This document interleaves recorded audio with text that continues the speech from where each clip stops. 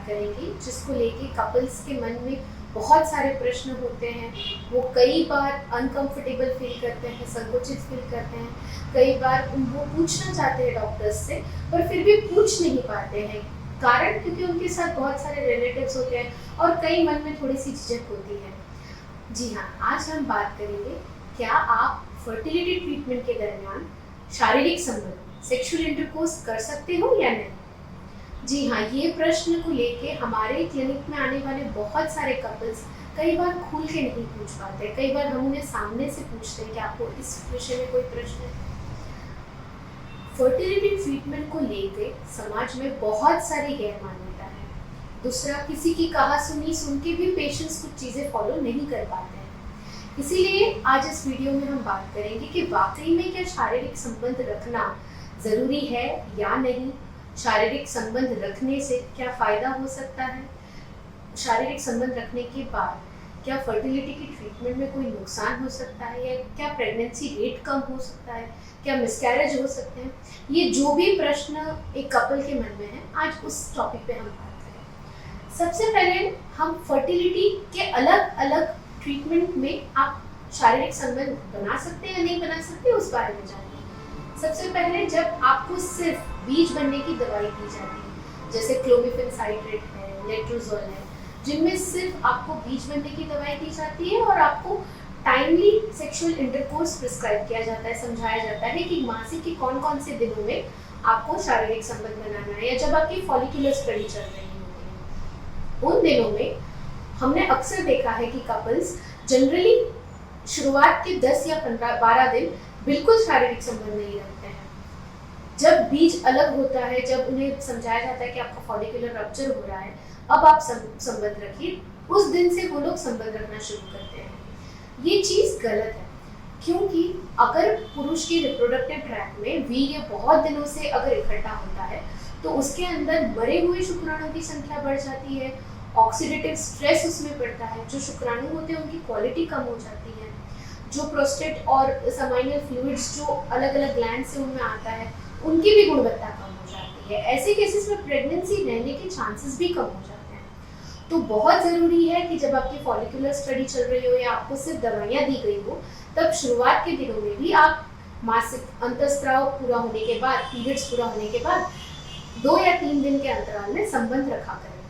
उससे वीर्य का फर्टिलिटी कैपेसिटी भी बढ़ता है, स्पर्म की मोटिलिटी भी बढ़ती है और किसी भी तरीके का कोई ऑक्सीडेटिव स्ट्रेस वीर्य में जमा नहीं होता है। गुड क्वालिटी सीमेन प्रोड्यूस होता है। तो जब फॉलिकल रप्चर होने वाले होते हैं या बीज अलग होने वाले होते हैं, उस समय में बेस्ट क्वालिटी का सीमेन आपके वजाइनल ट्रैक्ट में आ सकता है। तो ज़रूरी है कि आप फॉलिकुलर फेज के दरमियान मासिक खत्म होने के बाद नियमित 2 से 3 दिन के अंतराल में संबंध बनाए रखें। कुछ पेशेंट्स को जब आईयूआई की प्रक्रिया के लिए हम काउंसिल करते हैं, जिनमें आईयूआई की इंट्रायूट्राइन इंसेमिनेशन का प्रोसीजर चल रहा है, उनमें भी हमने देखा है कि जब हम कहते हैं कि अब आज इनको फॉलिकुलर रप्चर लेना है, बीटा HCG 10,000 का इंजेक्शन लेना है और उसके बाद 2 दिन बाद आपको 36 आवर्स के बाद आपको सैंपल देना होगा सीमेन का। उस दरमियान भी हमने देखा है कि वो आगे के 10 to 12 डेज सेक्सुअल इंटरकोर्स रखते ही नहीं है, जिसकी वजह से उस दिन जब हमें एक्चुअली इंसेमिनेट करना होता है, सीमेन का क्वालिटी अच्छा नहीं होता है।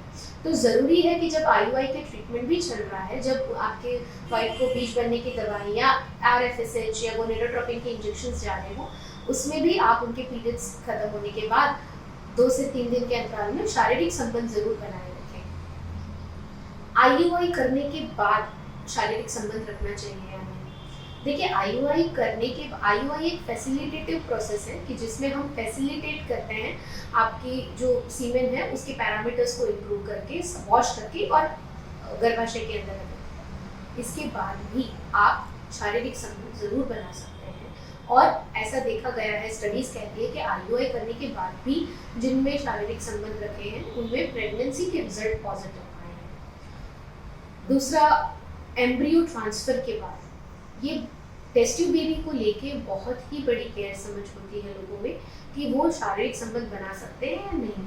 आज से कुछ साल पहले हम लोग भी ऐसा, डॉक्टर्स की कम्युनिटी भी ऐसा मानती थी, रिप्रोडक्टिव स्पेशलिस्ट भी ऐसा मानते थे कि एम्ब्रियो ट्रांसफर के बाद भी अगर आप सेक्सुअल इंटरकोर्स करते हो तो आपका एम्ब्रियो एक्सेप्टेंस बढ़ता है, प्रेगनेंसी रहने के चांसेस इंक्रीज होते हैं।